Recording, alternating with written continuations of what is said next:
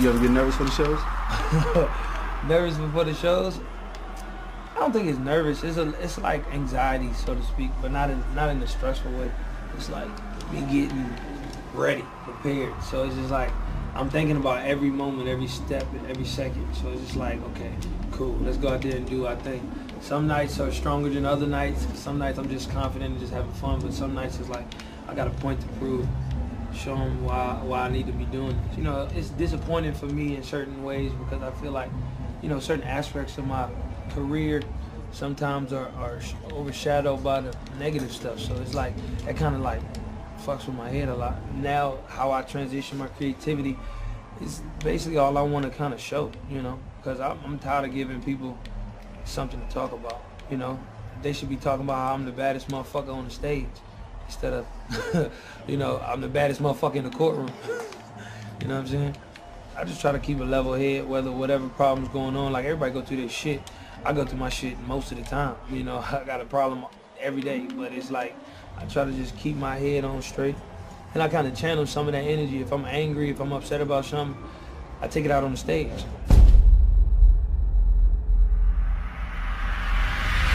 Swear to God, I'm moving on. Standing here with a guy right now that knows everyone on the red carpet and everybody wants to work with him. It's been a blessing. I just can't do nothing but thank all my fans. I just appreciate all the support. It's been incredible. I ain't going back no more. I ain't going back no more. I ain't going back no more. The winner is Chris Brown. I just want to say thank all the fans. I love you with all my heart. You're 23 years old. I mentioned you came out with your first music when you were 16. You were discovered at 13. Chris Brown, Riding High. Brand new CD out, Fame. It's out today. Already has 3 #1 hits, a 4th one climbing the charts. He's been labeled hip-hop's bad boy. Chris Brown is accused of assault and battery. The alleged fight broke out inside a Lamborghini that was I'm going to tell you located something. Let me be honest. I was disappointed, almost felt let down because I said, this kid could be the great superstar. Sentenced to 5 years of probation, 180 days of community labor. I lost my best friend. Like, everything I knew snitched. Brown reportedly used a chair to smash a window in his dressing room. I guess he's not a morning person. How are you different? I've been humbled by the whole experience, from me losing everything. Most importantly, knowing that what I did was totally wrong. It's also been said people like comeback stories. For me, it's about proving myself to my fans. You put me on layaway. You just left a hot shot. I think that it's over. I think that it's over.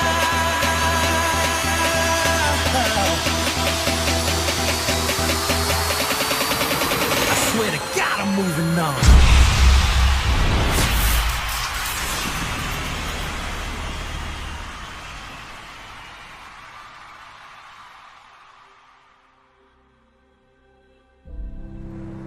From a small town, Tappahannock, Virginia. As you see me throughout my journey, I was about 15 when I started. Tell me, Paris, have you seen love?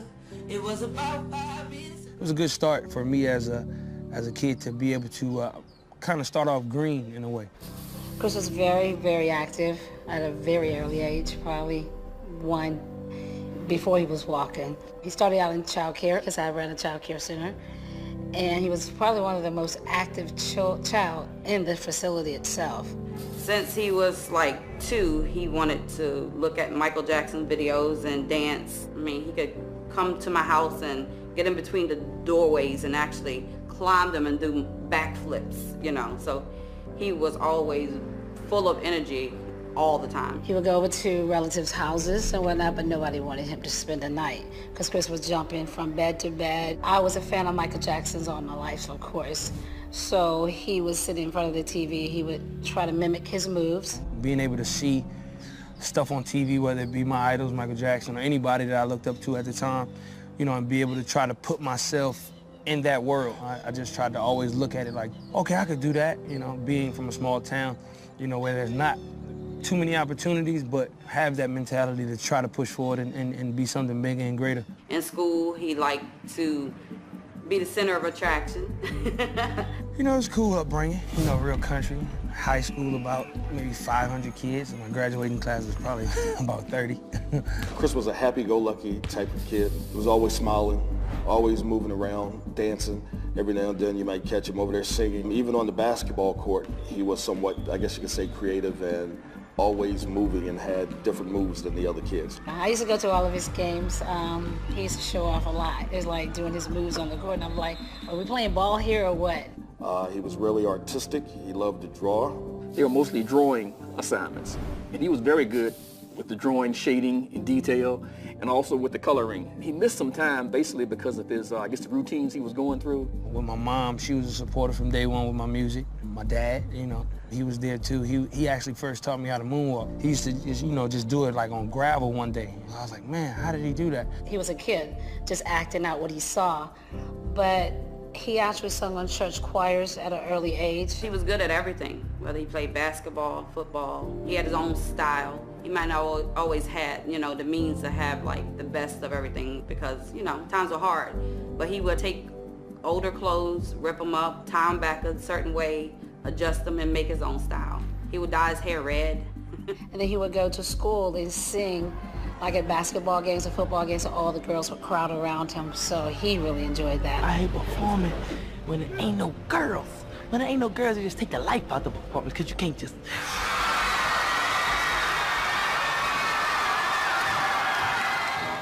Well, my success, you know, I would have to give it all to my family, you know. I think our values as family members and, you know, whether it be your mom, your dad, cousins, uncles, aunts, you know, grandma, grandpa, I think everybody had a real warm and humble approach at life. See how she really feel it when she say it and she laugh like that. Listen. Look at her. Chris's mom, she was very supportive of his career from the beginning. She always believed in him. She's actually one to say, you can sing. His father worked at the gas station. As a guy came by, he said he was looking for some talent, and his father said, well, you know, my son sings. It was something that I knew that he was just interested in, so I just went with the flow. She pretty much dropped it and went to New York to be with him.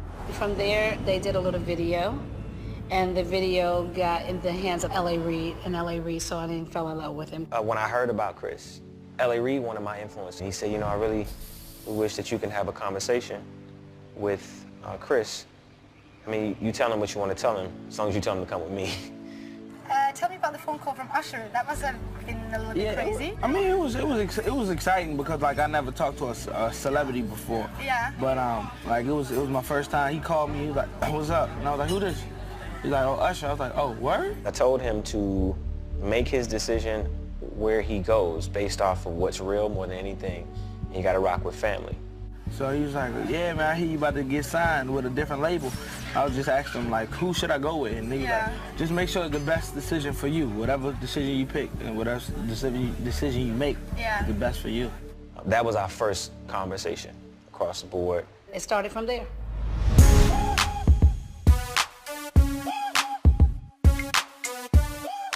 His fame came instant. You know, it came all at once. He was discovered at the age of 13 at a gas station where his father was. Now he is a platinum recording artist. Ladies and gentlemen, Chris Brown. Being able to maneuver at 15 and try to, you know, and have the success that I did have at the time, I was like, man, this is crazy. When Run It came out, I heard him screaming all the way out, Mom, my song is on the radio. Yeah, they digging it, though. I remember meeting Chris Brown for the first time in Miami. He just got done recording Run It. And as soon as it got done out the studio, it got in my hands and I went on the radio and broke it, helped break that record. And it was a record I believed in. And I knew he was gonna be the next superstar the day I met him.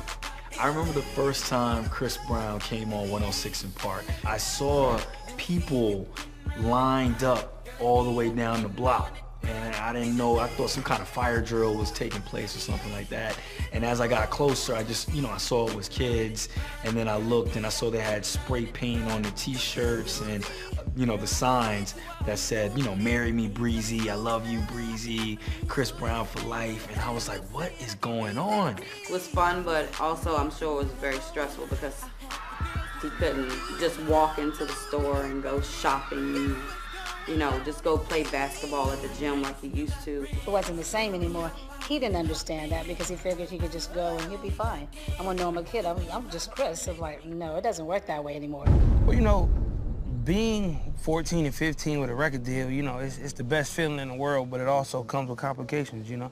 I think it's tough for anybody to start out at 14, 15, because you ain't even in high school, you ain't had a chance to like just live regular life. You've already been a star, so a lot of that's overwhelming. Being that most of your family have dealt with poverty and, you know, under minimum wage, kind of living, you know, most of your life, $10,000 to me was like, dang, I'm rich, you know? My son calls me, I'm at work, and he goes, Mom, like, you know, there's people outside of our door recording and taking pictures, from paparazzi to even people you knew, just, you know, made it different and difficult having a normal life.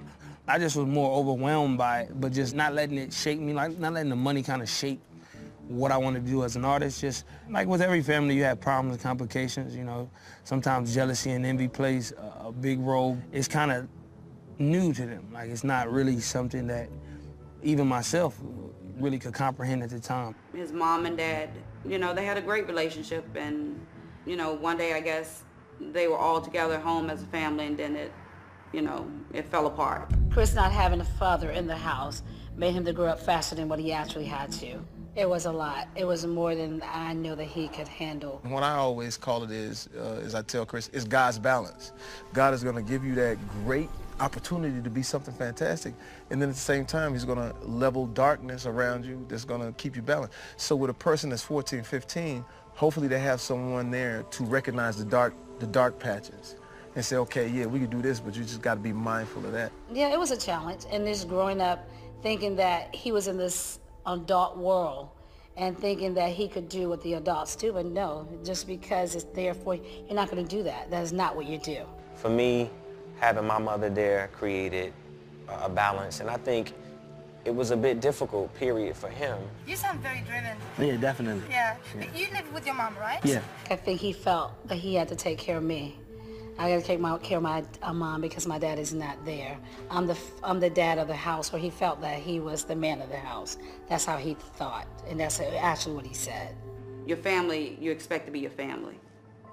So even family sometimes, you know, change. And at that point, it was kind of hard because Chris was back and forth with me and his father.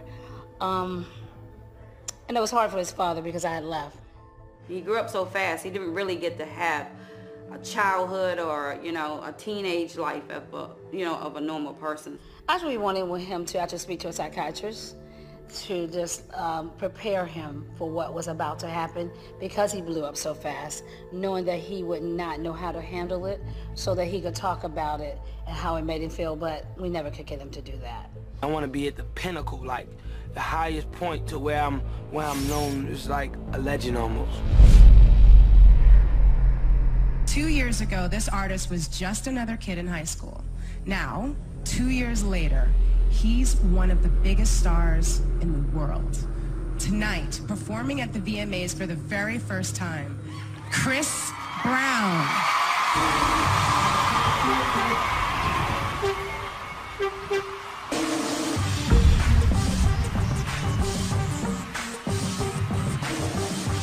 I was backstage and my dancer, he ran in, Moody. He was like, yo, you gotta see him. He's on stage right now. He's crazy. And I was like, I'm coming.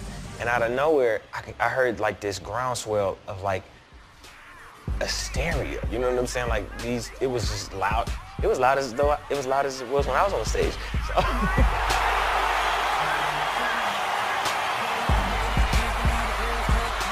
So I ran out there, and there he was, killing it.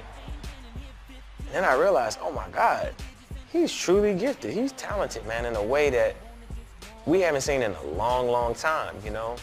He has a gift like Michael Jackson had that makes you scratch your head and say, what else is he doing? Because I've seen these steps before, I've seen these moves before, but what else is Chris Brown doing?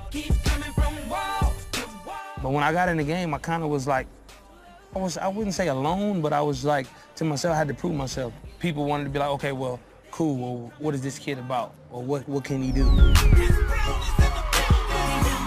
I remember Chris's first BET Awards performance. I remember he came out with that white jacket. I think I was backstage at the time. I had to present shortly after, and I just remember hearing the rumbling. And so we're looking at the monitor, and we're just watching this kid, man, we're watching him kill it. This dude is really, really special. I knew he was special, but I didn't realize how incredible of a dancer he was until that day.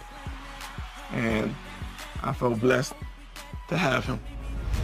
It really showed the best of Chris's ability to sing and dance and win over a crowd.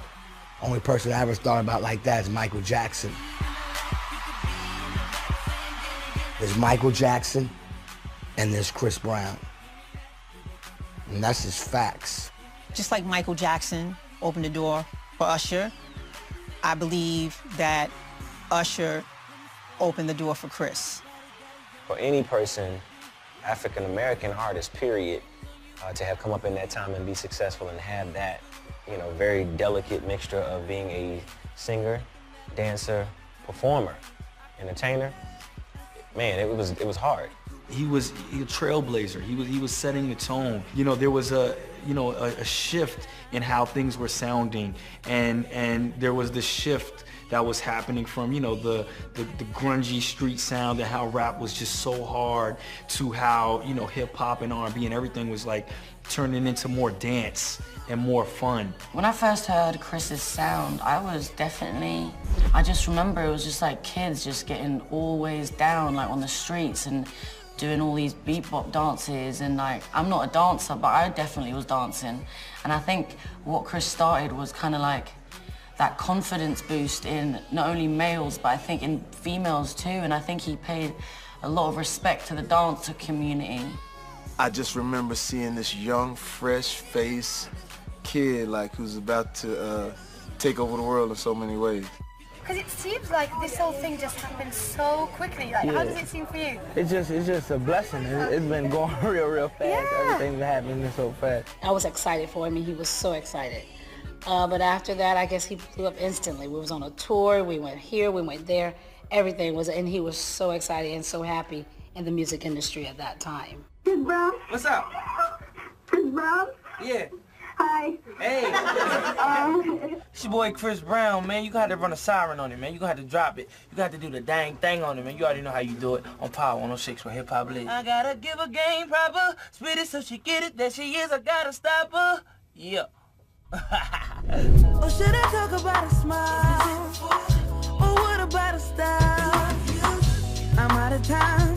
She's out the door. I gotta go for mine. And once I got an opportunity to continuously make music and be creative and dance and show people my talents, I think that overpowered everything as a whole. I think people kind of saw it and kind of took it for what it was worth, and it was like, oh, you know what, this guy is really talented. I think he has potential. I think he can do his thing. You know, what he was able to do as a performer was kind of effortless in the way that he performed. You know, I don't know if it was just his passion for it or the fact that, you know, he was well studied, or just the simple fact that he just knew where to put every move. It was just perfectly placed. He knew his choreography. He was well prepared, man. But greater than just understanding choreography, he understood the magic of singing and dancing. And that right there is a technique that not every artist understands. It takes a lot of hard work and focus.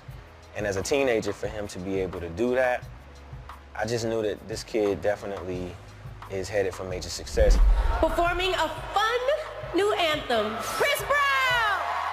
I think he definitely helped take kind of R&B and hip hop and make it more popular, for sure. Make it more pop and more radio and just more top 40. He definitely has his kind of finger on the pulse of the sound of the streets. There's lots of great singers, there's amazing, great artists out there, but not everybody sings and dances and performs on a level like a Chris Brown does. Team Breezy, they go hard. You know, they were crazy. Anytime we had like anytime he had a video, it was always voted #1. Anytime there was like any type of competition between him and other artists, he would kind of always blow people out of the water. I just try to put 100% in everything I do, my music, you know, what I'm doing as an everyday person. So, you know, I just want to influence and inspire the world just to be better, you know. No doubt. Hopefully be better with my music. He had this energy about him that was unreal. Like, he was non-stop. Every song he played, he had a different idea for it. He had the video for it.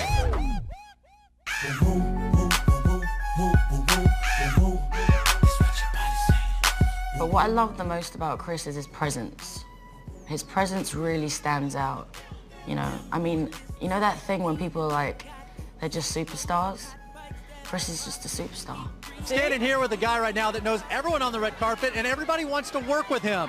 He's got 3 nominations tonight, of course, Chris Brown. How you doing, buddy? I'm good, man. How about yourself? You good? Are you kidding me? Hanging out with you guys? A great year for you. Yeah, it's been a blessing. I just can't do nothing but thank all my fans. I just appreciate all the support. It's been incredible. And the winner is Chris Brown.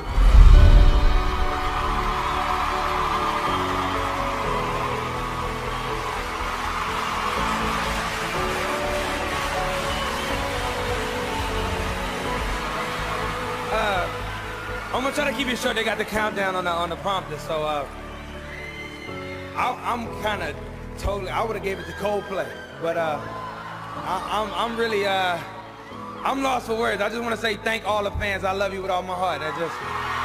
Thank you. You know, I went from, you know, being on top of the world, #1 songs, and, you know, being kind of like America's sweetheart, you know, to being Public Enemy #1.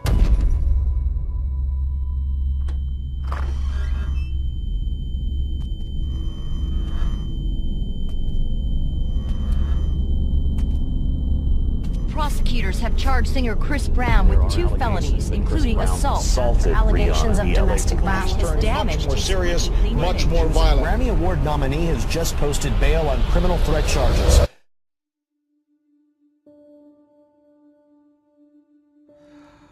I think I was about 15, the first time we actually met. It was at a show, I think it's Z100, a show in New York. And we were, and I've been hearing her, met like her music and stuff from, you know, the radio. It was a big #1 hit. And I was just sitting there, I was like, man, okay, cool. I want to see what she looked like. I want to meet her. I seen her video, I was like, oh, she cute. So, you know, I saw her at the show, and she was like, hey, what's up, how you doing? And she had an accent, and I was like, never heard that before. That kind of sound good, you know what I'm saying? So I said, you know what? Let me talk to her, see what she's talking about. Just be cool with her. We exchange information and stuff like that. And through passing, we would be on the same shows. She would always would perform and then would go sit in the crowd. She watched my show, so I was like nervous. I was like, do she like me? I didn't know if she liked me or not, but I was just like, she really watching the show, so she actually must like my music. So from there, you know, we just became friends, kicking. Nothing too serious, but we just had, you know, a good understanding of each other. What's all these dating rumors, Chris? Yes, no? I would just keep it as we just doing our thing, just having fun. You know, just one day I remember it was like right before our VMA performance. Me and her did the VMA performance, my first ever one. It was a couple months before that, and I remember staying over her house, and I was just looking like, man, what we doing? And she was just like, what you mean? I was like, I'm always over here, like, we like each other, obviously. Let's just do it. Let's just be boyfriend and girlfriend. She started laughing. She said, you ain't serious. I don't think you want to do that. And I was like, why? And she was like, no. You ain't ready. And I was like, no, I am. I think I'm ready, for real. And so then I remember, I was like, I think I love you. She was looking at me like, what? Like, did I say the word? You know, so, you know, at that time when we did the VMAs, it was more like we kept our relationship secret. So we had been together for maybe I want to say 8 months prior. So it was we just kept it to ourselves. We didn't want everybody to know. We just wanted it, you know, just to be like, okay, if they guess it, they guess it. But right now, cause we love each other, so I really don't care about everybody else. So we did the show, and it was like that moment when you got a chance to say, okay, yeah, they're dating, they're talking. At that moment, she had the biggest records out, was going crazy. And me, I still was going strong with all my records and new stuff.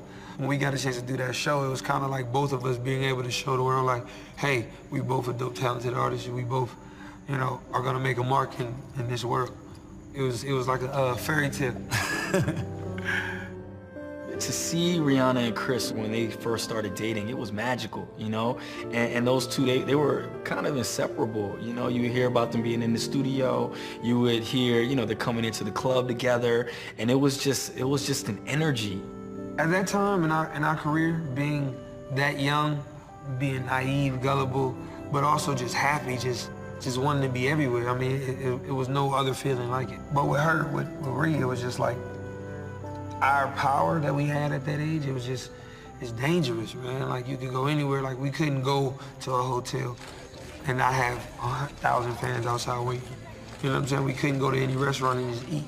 Like, real-life rock stars at 16 and 17 years old, man, that's dangerous because you could do whatever you want. I just think we were, like, the perfect, like, and bad combination. Like, it was just good and bad together. It was just, I want to say maybe a year and a half into the relationship with Rihanna, I really was serious about it. Like, you know, I was always goofy about everything else, being a young kid, but the maturity level I had in my beliefs of what I wanted with my girlfriend, you know what, I want to marry you, but I want, before, you know, we go any further, I just want to be able to be honest and be completely real with you about everything you've ever had a question about or a doubt about. Or she had asked me, like, right when we first started dating, hey, you ever mess with this person? And this person, she worked for me at the time. And I said, nah, man, you know what it is. Just, you know, I brushed it to the side. One, I didn't want her knowing my business. Two, I just didn't know who she would tell if I tell her what I'm doing, you know what I'm saying? So around like the 8th month, or maybe like a little bit after that VMA performance, I just broke it to her. I said, hey, I want to marry you, but I want to be real with you. I want to be honest with you and tell you, you know, everything. This is what it is. Before we were together, me and this other girl did have sex. My trust totally was lost with her. You know what I'm saying? She hated me. Like, after that, I tried everything. Like, she didn't care. Like, she just didn't trust me after that. From there, it just went downhill because, you know, it would be fights, it would be verbal fights, physical fights as well, mutual sides, and this is the first time I get to say anything. And like I said, I still love Rihanna, but I'm just gonna be honest. We would fight each other, she would hit me, I would hit her. But it never was okay. It was always a point to where we talk about it, like, yo, what the fuck are we doing? Like, I don't like that, I don't like you slapping me. If I go on stage, I got a scratch on my face, and I gotta explain it like, oh, no, I fell, or like, or like, if you got a scar or a bruise, you gotta put makeup on it. I feel like shit. Like, I'm not ever trying to put my hands on any female. Anger or whatever, you have to walk away from the situation. Never, ever put your hands on anyone. You know, that was his girl, you know what I'm saying? So I feel like, you know, what he went through it was like a test. And it wasn't so much of the situation. I think it was just a test in life. I was just like Chris. I was very successful at a young age, and when you're really successful, I was taught that can't should be a foreign language to you. A no should be a foreign language to you. You shouldn't be able to understand the language of no, or you can't. Like me, I felt like a fucking monster. 20-year-old pop star Rihanna is the woman involved in the alleged domestic violence assault case. I lost my best friend. Like, everything I knew switched, and I couldn't control that. So I had to deal with that, and that's not easy for me to understand. 7 years ago, when I was about 17, 18, you know, the whole Rihanna incident happened. And, you know, a lot of that changed my life. And that night at that Clive Davis party, that I made sure the person that I was involved with before, I said, hey, you can't come around to these places. And the person comes in, comes right to the table and say, hey, what's up, y'all? And I already know it's an issue, so I say, hey, cool. And I keep it, and they keep it moving and leave. I look over at Rihanna, and she's bawling, she's just crying. In the middle of the ceremony about to start, she's just crying, and I'm like, yo, please, babe, don't do this. Like, don't do this in here. Like I didn't know, I promise, I swear to God, I didn't know. So she got over it, she started drinking a little bit, we both were drinking a little bit. We was tipsy, laughing, joking, you know, and then we left. And Juan, just a few hours ago, we saw Chris Brown drive off. According to sources, the alleged fight broke out inside a Lamborghini that was located at Hancock Park. As you know, young relationships, any relationship is based on trust, but because I told her that, she didn't trust me with anything. So I would give her the option of, oh, you can look at my phone. So I gave her the phone. She looks at the phone and there's a message and it says, kill the Grammys, do your thing. And I didn't read the rest of the message, I didn't open it. So she opened the message and the rest of the message said, I'll see you at the Clive party. So off top, she thought I was lying. She starts going off, she throws the phone, I hate you, whatever, whatever. Starts hitting me, we're in a little Lamborghini. You know, she's fighting me and I'm like, look, I'm telling you the truth, I swear to God. You know, I'm telling you the truth, stop it. So then she hits me a couple more times and I just kind of it doesn't go from translation to let's sit down, I'm telling you the truth. It goes to now I'm finna be mean and be evil, arguing. So then like I remember she tried to kick me. It's like just her just being upset. But then I really hit her, like I with a closed fist, like I punched her, you know, and it busted her lip. And when I saw it, I was in shock. I was like, fuck, why the hell did I hit her like? So from there, she just spit in my face, like spit the blood in my face, and I'm like, yo, so it enraged me even more. Like it's a real on fight in a car. We driving in the street. So I'm like, yo, man, we tripping. Like, what the fuck? Like, what are we doing? She's trying to grab for my phone, and I'm not giving her my phone to throw it out of the window. So she grabs my nuts. And when she do that, I bite her arm, I think, as I'm driving, because I'm still trying to drive. And it's just like a petty, like, stupid fight, bro. And I'm just realizing it. I'm like, look, what the hell am I doing, bro? Like, what are you, like, you honestly doing this in the car right now? Like, what are we doing? So I pull over in Hancock Park, maybe less than 2-3 miles from my house, because I'm just trying to resolve the situation. I'm not trying to fight any further. I don't want to, like, I love her. I don't want to hurt my girlfriend, you know? And so I pull over, and I said, look, like, I'm telling you the truth. Like, I'm crying, she's crying. Like, I'm telling you the truth. I swear to God, like, I didn't do it.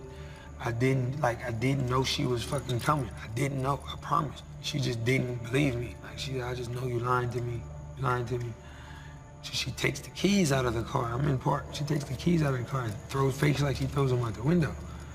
And I'm like, what are you doing? And I get out the car. When I get out the car, I'm looking for the keys in somebody's yard. And she yells out of her door, help, he's trying to kill me. I said, stop, like, we gonna get in trouble. So I'm looking for the keys. She's sitting on the keys. So I'm like, you know what? I can't play this game with you. So I'm getting my bags out of the car. She takes my CDs. This is back when I would record on CDs. You couldn't put it on your phone when you leave the studio. So I had new music, and she was just scratching it up. I just seen her scratching it up with the keys. So I saw her snatch the bag, and I was like, you know what? You got the keys. You can drive home. By this time, her lip was busted. She had a knot because I pushed her head up against the window. And you know, a lot of the times, like, I look back at that picture and I'm just like, yo, bro, like, that's not me, bro. That's not me. Like, I hate it to this day. You know what I'm saying? That's gonna haunt me forever. I was hurt the most. Nobody felt what I felt. It happened to me. And it happened to me in front of the world. It was embarrassing, it was humiliating, it was hurtful. You know, it's not easy. Chris Brown is accused of assault and battery. You're a great dancer, a great singer, you're popular, known all over the world. You ever say to yourself, I screwed up? Can remember the night when he called me and we was in LA and the incident had happened. And he said, Mom, please come. I just did something really bad. Like, oh my God, what is it? And this was the Grammys, the Clive Davis party. We had just left with him and Rihanna at the table. And I'm like, my heart just dropped, but I had no idea what he was gonna tell me. And I get to the hotel and he's laying in the bed crying and crying. And he was hiding, of course, crying like, Mom. Mom was like, what did you do? And he told me, I was like, oh, that was the worst day of my life and probably of his life, because I just saw that he was just a broken person. There are these moments, right, in every artist's career that they say, what the fuck was I thinking? He was laying in bed and he was crying and he was devastated about what happened, but his main concern was, oh, how was she and was she okay? Of course, legal went down and he was arrested, or he turned himself in. So he was just devastated, and just seeing him in that state was the worst ever. And I felt like I was gonna lose my child. I hated myself, you know, so I was thinking about suicide and everything else. So it's just like, fuck. But from there, I said, you know what, I'm gonna just take everything like it's come. My consequences for my actions have to be dealt with, you know. I turned myself in the next day. When I first met him, he was 18. The male's brain doesn't fully form in impulse control until you're 25. About 6 years ago, last month, I got a call from a buddy in New York who said, it was the morning of the Grammys. It was a Sunday. It was about 6:30, and my buddy says there's this guy. There's an arrest warrant for him. LAPD's looking for him. His name is Chris Brown, and the complaining witness's name is Rihanna. He called me. I think it was maybe an hour or two after it happened, and he was scared, like in disbelief, like he couldn't even believe this was even going on. I couldn't believe that, but he was, he was scared. I have been through a lot in my life, but that was the most devastating thing I've ever had to experience, to see the hurt and the pain on his face and not knowing what was going to happen to him. I look at it and it's really like, how could I be that person? Yeah, well, the case originally was an assault with a deadly weapon, criminal threats, various charges like that involving strike offenses, serious felonies. He wanted to immediately take responsibility, wanted to plead guilty. Pled guilty, didn't argue, didn't say, hey, now let me fight this case and take it to trial, and just say, hey, she fought me back. No, I'm not. That's not where my head was at, and that's not where it is now. You know, I loved her. You know, I wanted to protect her because I did too much stuff to her. Like I did what I did, so it was wrong. Explain quickly, Mark, what he pled guilty to. Assault, basically, was what it is, a felony assault charge. The hardest, person to say, like, I'll talk about it to would be, I would say probably my father. You know what I'm saying? My father and my real father. I don't want to disappoint my father because he actually was there for me. But my mom, it was a little bit more closer to heart because I seen my mom deal with that, firsthand. Not from my father. My biological father, Clinton Maurice Brown, is a great man, But her, a significant other at the time, my mother, a significant other, he was a monster, animal, pure hatred, evil. I never hated somebody in my life. Like, if I could kill him, I would. So I promised my mom one day, I said, look, Mom, if I know you tell me not to do like crazy shit and hang with these niggas and do what I do. I said, but when I get 15, I'm gonna kill him. Like, I'm not playing, I'm not joking, I'm serious. I'm gonna take his life. So that's the kind of hatred this guy brings for me, and fear and stuff like that. So I'm terrified of this man. I would be at home, He blew his brains out when I was 6, but he didn't die. Like, he shot himself in the head and he went blind and shit. I was 6 years old, bro. Like, the fuck? How does a kid deal with that shit? And then, being that he's physically impaired now, it frustrates him more, so he's in a depression. So, but he takes it out on his girl. His girl happens to be my mom. This is what I had to deal with. Like, I had to hear my mom get beat up every night. I had to pee on myself, like, I'm scared to even get up and walk in the hallway because I didn't want to see nothing. Like, you know what I'm saying? So nobody knows that fear that they have to deal with, and then it transcends sometimes, it's learned behavior. So me having to see my mom look at me through that light, like, I just saw him. That's who I saw. I saw him. I didn't see Chris. I seen that motherfucker. And so that's what ate at me a lot. That's what killed my soul a lot, because I was the one thing I was running from. Sometimes you try to run away from the one thing that you don't want to become, and you become it. The only person they hate right now is him. The only thing Chris Brown is guilty of? A felony. We don't know everything that went down. This is a tough one. He's in huge trouble. We're not going to put up with domestic violence as business as usual, and I think we should just take this and keep moving with it. We're not saying that he should be thrown in jail. We're saying he should get treatment. It was a weird, confusing space to be in, because as angry as I was, as angry and hurt and betrayed, I just felt like he made that mistake because he needed help. The label, the name woman beater, is something I would say to somebody.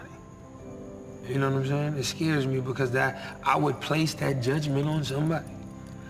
So when people say it, I don't get mad at them. I'm more mad at myself because I feel like I am the reflection of what they're saying. To have that type of success that music brings, people really look at you and look to you for inspiration, for hope, for light, for all of these things. And that pressure can sometimes be so tremendous. You are a rock star. You live in a world where they want every piece of you because they need to sell a story. He said that he feels really bad about what transpired, that he's going to meet with his pastor and hope to become a better person. There are reports he's gone to anger management classes. Besides that incident, you know, it's like a domino effect. It brings other things to happen. It brings up rage and anger, and we don't understand why we're angry because we think people think about us in a certain way. I'm going to tell you something. Let me be honest. I was disappointed, almost felt let down because I said, this kid could be the great superstar. You say, how could I be the best in the world and people still talk about me? And that's just what life is about. You know, overcoming emotional quagmires, adversity, becoming stronger in life. You know, if you didn't experience any kind of emotional conflict with yourself or with anyone else, you know, under the lightest struggle, you know, you just crumble. Sentenced to 5 years of probation, as you said, 180 days of what Judge Schnegg calls community labor, and he has to undergo a domestic violence program for 1 year. Well, the first time I walked in the courtroom, I was super nervous, you know. I never even did jury duty, so I was like, man, I don't know what's gonna happen in here. I'm not used to this environment. This is a guy who's gotten kind of everything he wanted since he was 16 years old. But once you step into a courtroom, you lose all control. They wanted me to do jail time. You know, there was a lot of women's rights groups that were calling in and demanding that I had jail time. You know, I was terrified, man. I was only 17, I think, about to turn 18. And I was like, man, I'm about to go to jail. Is this how my life turned out? I got out of my situation in Virginia and made some of my life, and I'm going right back. That's how I felt. This is where the process begins. And there has been speculation already by some that this really will end Chris Brown's career. His drive, his enthusiasm, his excitement about everything was gone. It's hard to go from that admiration from the world to all of a sudden that judgment from the world, and being able to balance that and understand how to maneuver through that shit is not easy. Being on probation is like the hardest thing ever. I know that was a tough time. Any little thing could be a violation. I did go into a deep depression. I stayed in my house for 3 months. Stayed in my room, didn't come out. They would bring my food to the door. My homies would be like, come on, man, what's up? And I just sleep in bed, stay in bed all day. Some of the greatest artists in the world have fell, from that, and may fall to substance or things that just really cloud their judgment, cloud their ability to kind of see their way through it. I wasn't sleeping, I barely ate, I just was getting high. I would pop a couple Xanaxes, drink some lean, and just be like, I'm good, and be a zombie for the rest of the day. I remember being on video sets and falling asleep, cussing people out, not knowing why I'm mad. And then I wake up the next day yeah, we gotta shoot the video. They be like, dude, we shot it yesterday. I'm like, dang, so that's when I knew it went bad. And I said, hey man, I'm not telling you nothing that ain't nobody told me. I'm not telling you nothing that Quincy Jones didn't tell me or Oprah Winfrey didn't tell me. I'm just telling you in a flyaway, do your thing, have fun, but just always remember that if the people that are around you don't have risk like you do, it's probably not cool. The more light we get, the more we have to hide our demons. That's pretty much a deterrent to see who we truly are. The light. The light is the demon. It's blinding you from seeing him. The elephant in the room is the fact that there's been some very tumultuous things that Chris has experienced in his career, right? Well, I'll talk about it. Everybody has shit that they go through, but not everybody has to deal with it in front of the world. The 20-year-old, these 19 19, she's 20. They're like almost kids, but driving these fans or a loss in revenue. If Chris Brown doesn't see either, it's likely he'll continue on this path. One day I just started thinking about it. Well, if they all hate me, I want them to hate me because they can't beat me.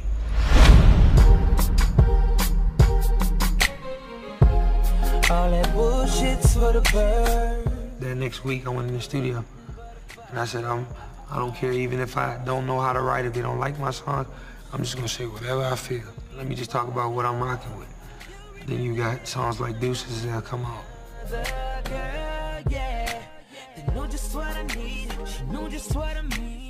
No bullshit.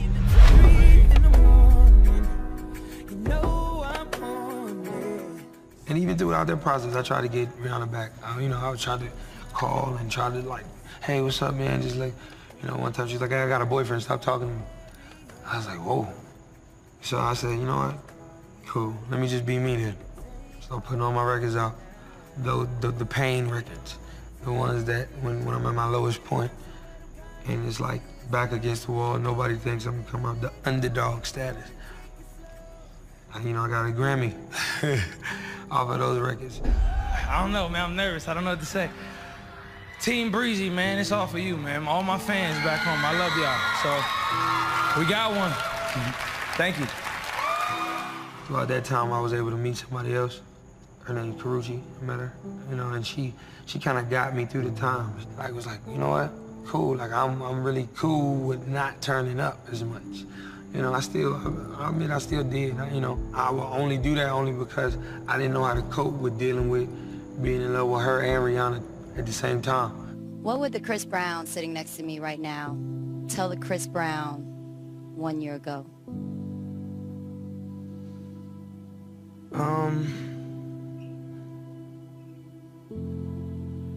Make some wise decisions, brother. Like, I would definitely look at myself a year ago and be like, man, like, really, like, don't take this for granted. Don't take anything for granted, and don't think you're untouchable or you're invincible, because you're not. He has to make that decision and choose who he is. We have to look in the mirror sometimes of life and decide, do we like who we're looking at? And I sometimes don't like who I'm still looking at, but I like him more than I used to like him. At that time, I just was trying to mask my real feelings. My life was just slowly going downhill because of my fear. You know what I'm saying? And my insecurities and me not really manning up. So it's 2010.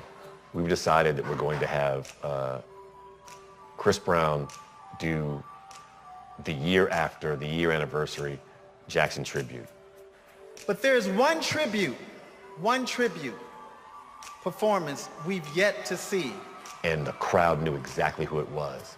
And there was this murmur that built, and the lights drop out, and Chris hit the stage.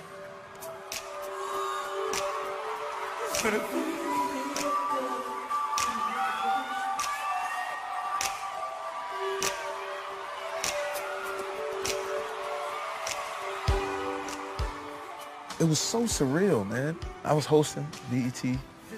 That for everyone was just a moment in time where it says, Chris was going through a thing. And so therefore, it really hurt him.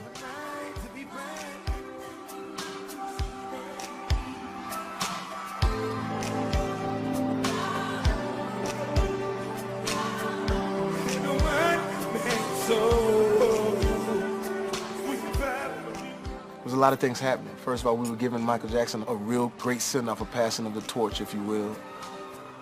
And then he poured his heart into it, man.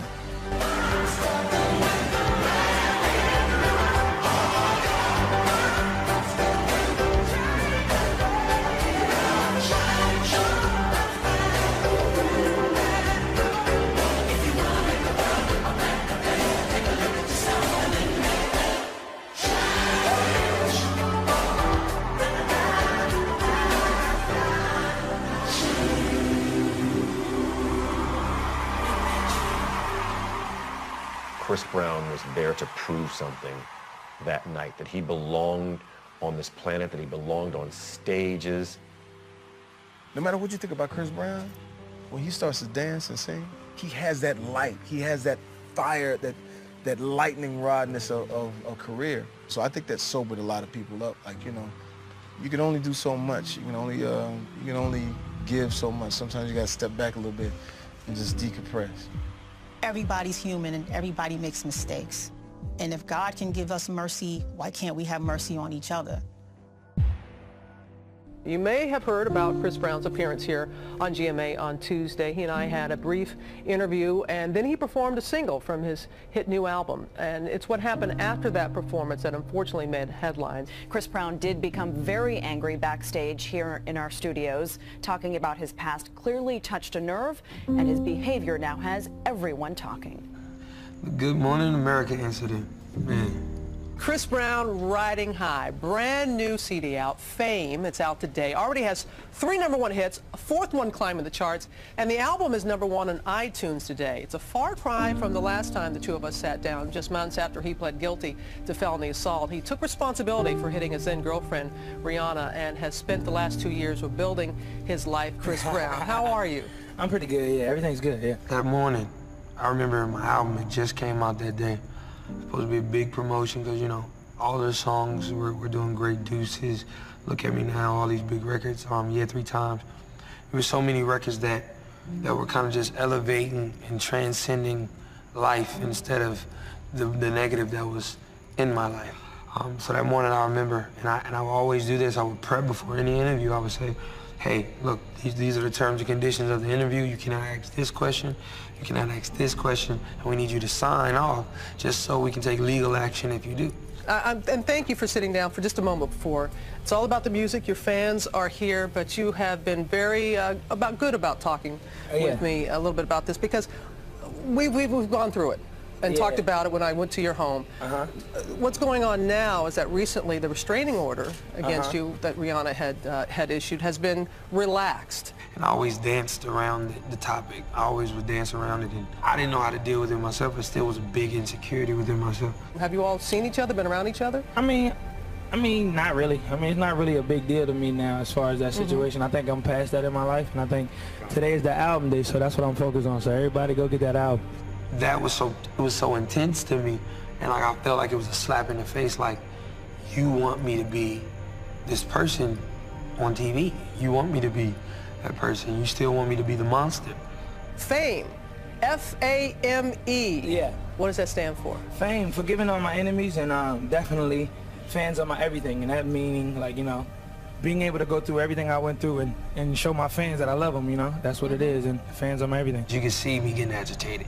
You can see me in there kind of getting frustrated. When you say forgive all your enemies, who do you consider your enemies? Just anybody, naysayers, haters, whatever the case may be. I just think, you know, being positive and promoting that is what I'm about now, and that's what I'm gonna do. I start clenching my jaws and trying to play it off. Yeah, but you can understand how some people, you know, that was very serious, what you went through. It just was killing me because she was depicting the monster that I thought I was. Have you been able to, how have you been able to I've been focusing on this album, you know? I think this album is what, you know, I want people to hear and want people to really get into. So definitely this album is what I want them to talk about and not the stuff that happened 2 years ago. I understand that, I understand that. So I lash out, and it's like an unconscious, like, impulsive, like, demon. I just walked off stage, and when I walked off stage in the back room, I broke down. I took my shirt off, like I was crying in the middle of the floor, like I was mad punching the wall, like so, like enraged. I remember that one of the security guards that worked there ran up. I said, bro, if you come in here, it's gonna go bad for you. Shattered window, which Chris allegedly destroyed after he stormed off the GMA stage. And they think I threw a chair through the window. I punched the window. Through my anger, like I didn't know how hard I hit the window, and it actually shattered. And I was like, fuck. I just remember just leaving the building. I said, I gotta leave the building before I do something else. I just remember running outside. We hopping in the van, you got pictures of me with my shirt off in the middle of the street. Like, I was crazy, man. That's like psycho behavior. I think Chris has gone to the bottom at some point in his career, or at least he's felt that way. But when you're Chris Brown and you that big, you know it's the biggest camera on you at all times. Fuck $10. Give me my key. Let's go. We gonna turn this whole spot up. You got it right here. You got it right here. Fighting with singer Frank Ocean reportedly over a parking spot. According to reports, both Chris and Drake were hanging out in the VIP section 1 minute. The next, fists and bottles were flying, leaving the club completely trashed. Several people hurt. I definitely think it's extremely important to walk away from a situation before anger gets the best of you, because everything after that is a consequence. You have to focus on the choices you make. And me, I was a fuck it kind of dude. So it was like, I didn't give a fuck. So I'm like, fuck it, I don't care. Fuck it. That mentality don't only last for so long. Then you go to jail. And Chris Brown, he's in a Washington, D.C. jail this morning, charged with assaulting a man early Sunday morning outside his hotel. Paula, this is a serious charge, and Brown already on probation on a domestic violence charge. Karrueche had broke up with me, and I was like, and I didn't know how to deal with it at that time. And I just was angry. So then when I got to D.C., that's when I caught that case. I broke one of the guy's nose. Chris Brown in jail this morning and could face the reality of prison time after this latest incident, his third run-in of the year. The victim says in the police incident report he attempted to get into a photo with Brown, and the rapper said, quote, "I'm not down with that gay expletive. I feel like boxing." Brown then punched Parker in the face. That caused me to check myself into rehab. You know, I checked myself into rehab for anger management. Hopefully rehab will be a new start for the singer. He seemed to be hinting at that in this recent tweet. In order to go where you have never gone, you have to be willing to go where you have never been. Try to figure out what makes me tick, what makes me this aggressive. Why do I have to be this impulsive? Why am I this person? I think that this being his third violation, the judge is probably going to throw the book at him.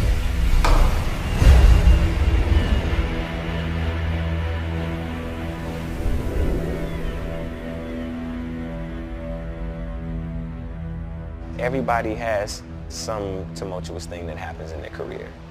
The way you rebound from that is what makes you who you are. If you didn't have something to go through, it wouldn't be worth it when you got to it.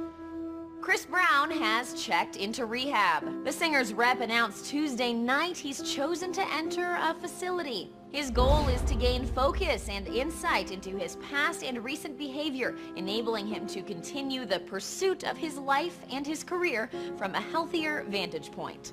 During that time, I had to do community service and go to the rehab. Rehab helped me to a degree. Not to discredit anybody there, but you know, I think because of my lifestyle and who I was envied a lot by even some of the staff and some of the people that worked there. Chris was thrown out today for breaking internal rules. Sources are telling us that Chris had an inappropriate, is how we're being told, a relationship with a worker there. So I get a call up to the office. They say, oh, somebody wants to speak to you. So I walk up to the office like, okay, cool. 7 cops just come out drawn, guns drawn. Get down, get on the ground. I'm like, what the fuck did I do? So the woman, I guess, she lied and said that I talked about threatening with knives and guns, and I like to hurt people for fun or whatever it is. Like, if you look at any of the reports in the whole time I've been there, there's never been no incident of me saying anything like that. I said, why would I even randomly joke about that? You know what I'm saying? So I could see that it was somebody set me up. So automatically, they called my PO and said we kicked him out of rehab. And then the judge said, well, go pick him up. County jail, here I come. I don't think that there's any doubt that Chris Brown is not guilty, and we want him to be found not guilty. He's been there for 90 days. He was making tremendous progress. You know, do you have a bad day? I have bad days sometimes. Do you say things you'd like to take back? I certainly do. So I don't know that being in a therapeutic session and you're talking about your reflections and you say one sentence means you go to jail, seems to me to be counterproductive to therapy.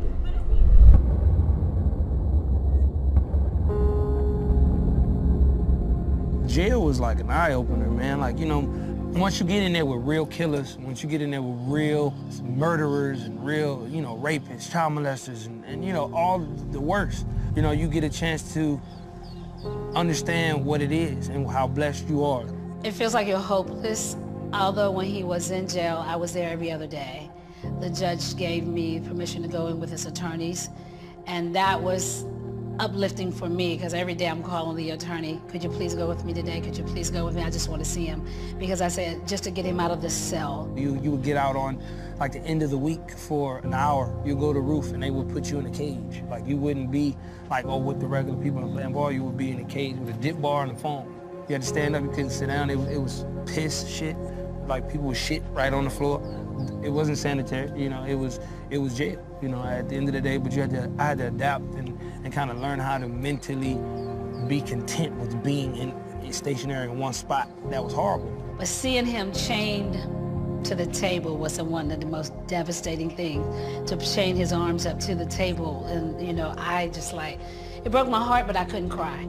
I was like, he can't see me crying because I see him. He come in there like, I'm so happy to see you. Glad to get out of the cell. Even with them extraditing me, I had to go to court in D.C. getting on Con Air. Like they shackle you from your hands to your feet around your waist. And you walk, you get in, and you walk right in the line. You're in there with marshals with real pistols and tasers. The idea that somebody would be bussed by the feds cross-country for a misdemeanor case was probably unparalleled. I mean, it wouldn't be done absent being Chris Brown. For me, certain jails that I went in didn't have like isolation for, you know, high class or whatever it is. So you would go into solitary, you go in the hole. So I would be in the hole most of the time. So people don't understand what the hole is. You're in a room with a metal door with no windows, like a metal door, and you're in a room. You can touch both sides of the wall, and the bed's metal. You get a cot, but it's like it's nothing. It's like thinner than your sock. They'll bring you your food, slide it through the door, and that's it. You know, so I would draw mirrors on the wall of like just anything that I was being creative, just keeping my mind going. I got a chance to really read the Bible at that time. I never read the Bible in my life. I was amazed at the way he dealt with the custody time, going to jail. For me, that was a real big learning experience for me. What I respect about him, that he weathered the storm. Just calling on my fans, letting y'all know I love y'all. Thank y'all for all the support. Thank you for everything. You know, the new video just came out, so I hope y'all enjoy that. And most importantly, Kay, Karrueche, I love you. I think that experience, again, it goes to that old adage, if it doesn't kill you, it makes you stronger. Like throughout that time, like it just was an eye-opener, and I just looked at myself like, this ain't my life. This is not what I do. I think pain is our strength. Struggle is our victory. Even me being as a young black man, or anybody that's oppressed or been looked less of, or kind of like, you know, thrown out to the wolves, like I just think our pain makes us fearless, you know? Because it's not we don't have a choice. Well, when they say you at the bottom, right? There's nowhere to go but up, always. Thought it was over. The controversial singer was released early Monday in Los Angeles, according to authorities. As a refresher, he'd been in lockup since March when he was arrested for violating the rules of a court-ordered rehab center. I was released from jail, I think July 6th. And it was a Sunday. I just remember I was like, whoa, they came and got me. I kissed the ground when I got out and everything. Went to Burger King. I was like eating every burger you can name. And then I went to my girlfriend at the time's house, okay? Because my house was down the street. I just didn't want to go to it. So I stayed at Karrueche's house. When Chris Brown was locked up, them fans was fighting. And when he came home with a celebration. And that's what it's about. When you in jail, you have a #1 record. And the people got love. They love Chris Brown.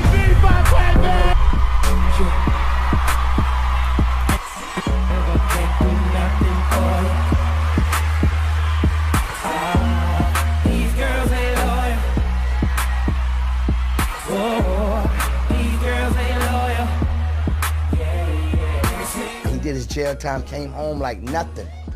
Went straight to the studio, and you come home and put massive hit records. You gotta be strong to do that.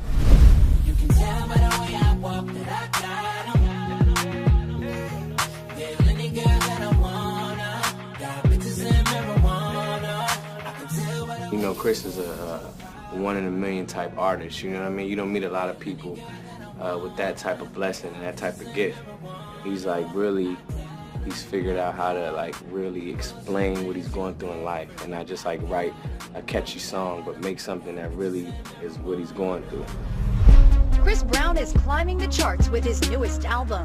X was delayed through court dates and rehab following Brown's arrest for beating ex-girlfriend Rihanna. He spent 3 months in jail and says he learned from the experience. For me and my spirit, I just want to just be able to kind of like, you know, have some peace, you know, be able to chill and, do what I love, because I was blessed with this opportunity and this talent.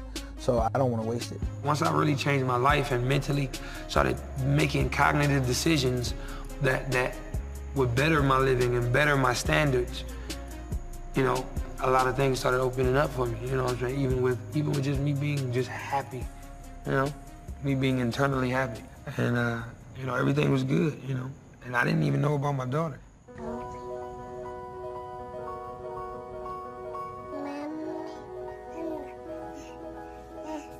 During me and Karrueche's breakup, like August and September is when my child was conceived. As the time goes on, I'm on this tour, this big tour we doing. I get a phone call, girl crying, and I'm like, what's up? And I'm like, what's wrong with you? She's like, yo, he's not the father, you the father of the baby. At this time, I'm in a relationship. I'm trying to have, trying to get my girl pregnant at the time. I'm trying to, do the right thing as a boyfriend and not cheat, not mess with no girls, none of that stuff. So I'm like, whoa. She came, I looked at the baby. As soon as I saw her, I was like, she looked just like me, like that's my kid. Say what's up.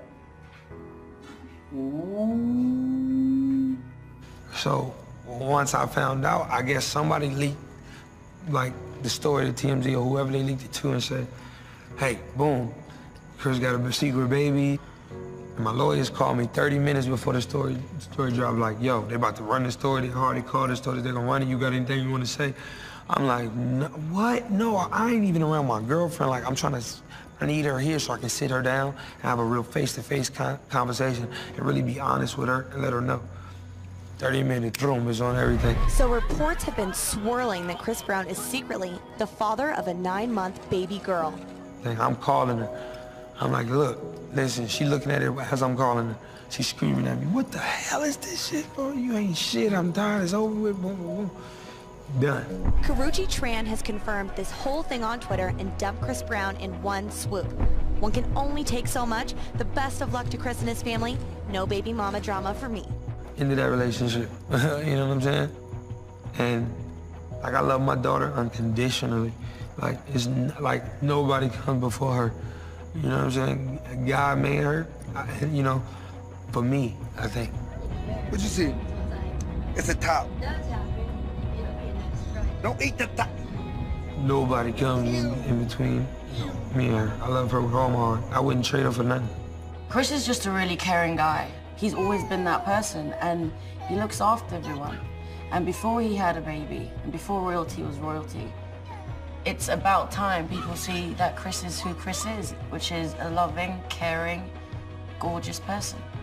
Being a father now has kind of even made me grow up. It made me grow up way more now. Life it's a special thing, man, because, it's going hurricane. Somebody else would have gave up. He ain't allowed that.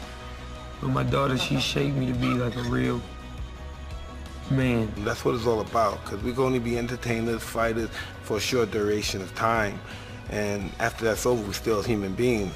We have to improve on being better human beings in order to succeed in life.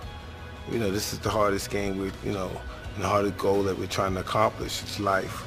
Whatever that is he wants, that's up to him. It's a life lesson for all of us because it's affected all of us. If you truly do love Chris Brown, then you felt everything that has gone on with him. At the end of the day, it is what it is. It was an 18-year-old guy who made a horrible decision and was struggling to learn from it. But at the end of the day, the amount of scrutiny that he's been under, the amount of haters out there, I think is dwarfed by the number of people that really are supportive of him.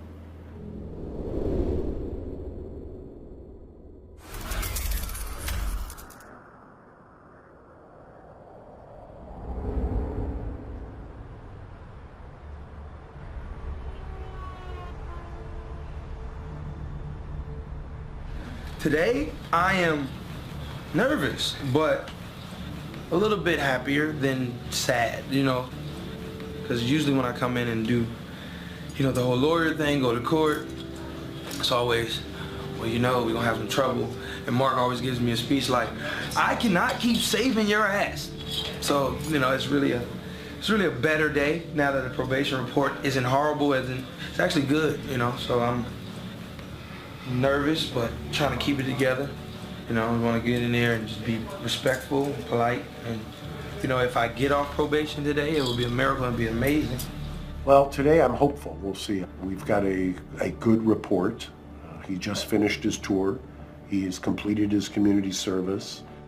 All of the things that the judge had asked the probation department to investigate, the law enforcement has given him a clean bill of health. He's tested repeatedly, clean. His psychiatrist gives him kind of great marks, and I can echo that with the psychiatrist. The breadth and depth of his understanding and self-awareness is light years from where it was 6 years ago. Right now, it's always nerves, man, because you just never know. Especially in my case, in my situation, it's always something. I'm just waiting. Hopefully that day is the day when all that ceases. Wish me luck.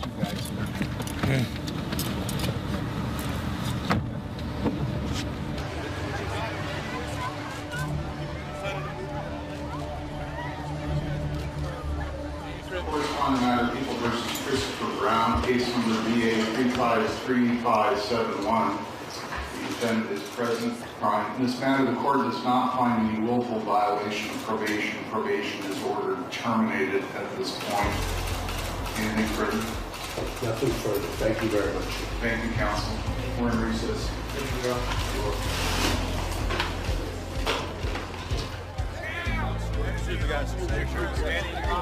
Anything to say, Chris? I'm on fucking probation! Ah! Ah! They terminated my probation. I'm a free man. No more problems, no issues. Nothing. We're great. I don't even know what to say right now. Probably just gonna go to the house, play with my daughter, and figure it out from there. He is at a spot right now and in a place right now that I couldn't be prouder of him. The court terminated his probation today, which is a monumental feat for him. He's completed everything that he was ordered to do. I think he learned quite a bit while being on probation. I think it was instructive for him, I think helpful for him. I couldn't be happier, and I'm delighted for him, and we're going to go celebrate right now. I think my music is going to be my legacy, but what I want the people to remember me for is my determination. And I think when my daughter gets older, you know, she'll look at this and be like, man, my daddy crazy, you know? But she'll be proud of the man I've become.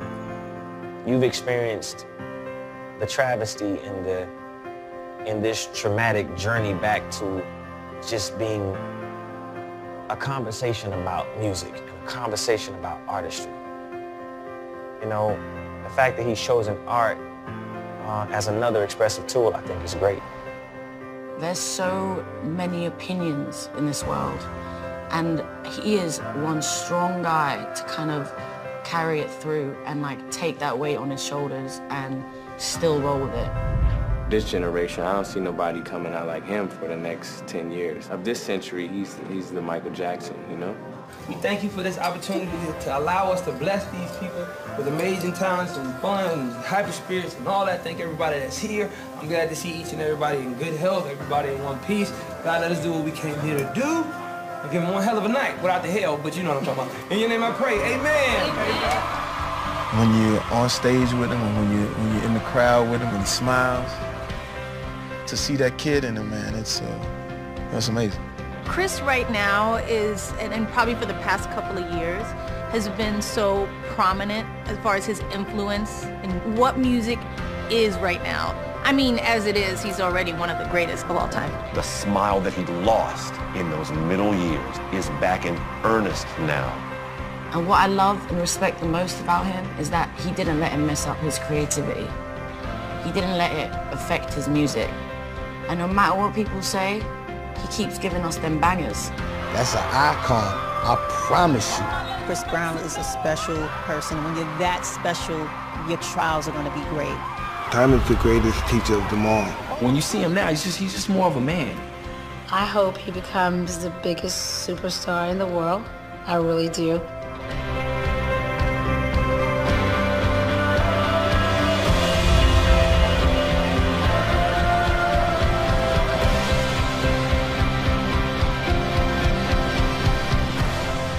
My legacy is based on my choices, you know? I choose to be a great father. I choose to be a great artist. I choose to never get in trouble, you know? I'm trying, but I'm still human. With all my love that I get from my fans and the love that I get from my daughter alone, like it's shaping me to become legendary.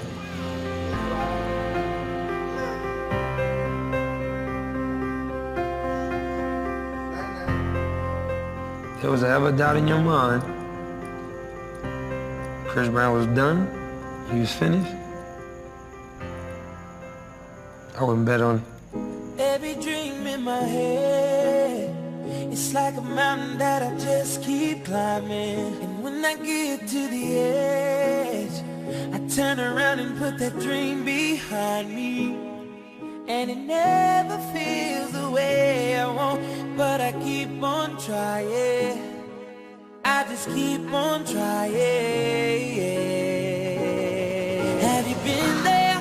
Have you seen it all? Have you done this once before? Did they tell you you love this life and all these lights? Now you're lying on the floor, and they know it doesn't kill you, makes you want it more. And this is your life, your life, your life. Welcome to my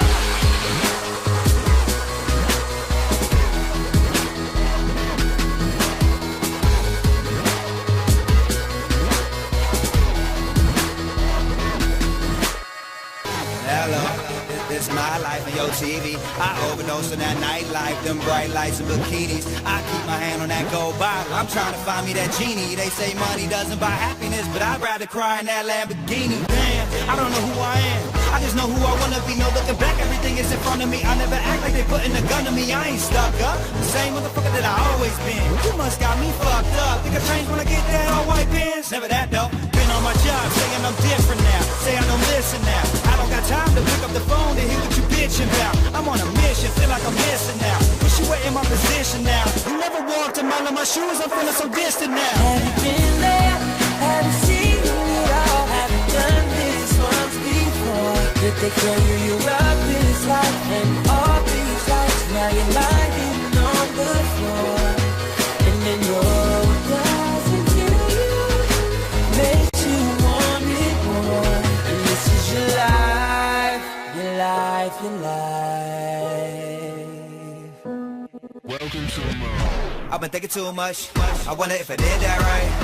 I've been drinking too much. I don't know what I did last night. Try to talk to myself like you don't really want to live that life. I want it all to myself like you don't really want to give that life away. But I gotta leave, I can't stay. Part of me say keep going, that other half say quit playing. Gotta keep praying, even when I got it all these bars and alcohol. Living on the edge, I'm bound to fall. But I stay moving, stay climbing. Putting in work, I stay grinding. Looking for the answer, can't find it. That's the truth, I can't hide it. Now or never, forever, that's how I'm living my life. It's all the plan for tomorrow, and you just live for the night. Every dream in my head, it's like a mountain that I just keep climbing. And when I get to the edge, I turn around and put that dream behind me. And it never feels the way I want, but I keep on trying. I just keep on trying. Have you been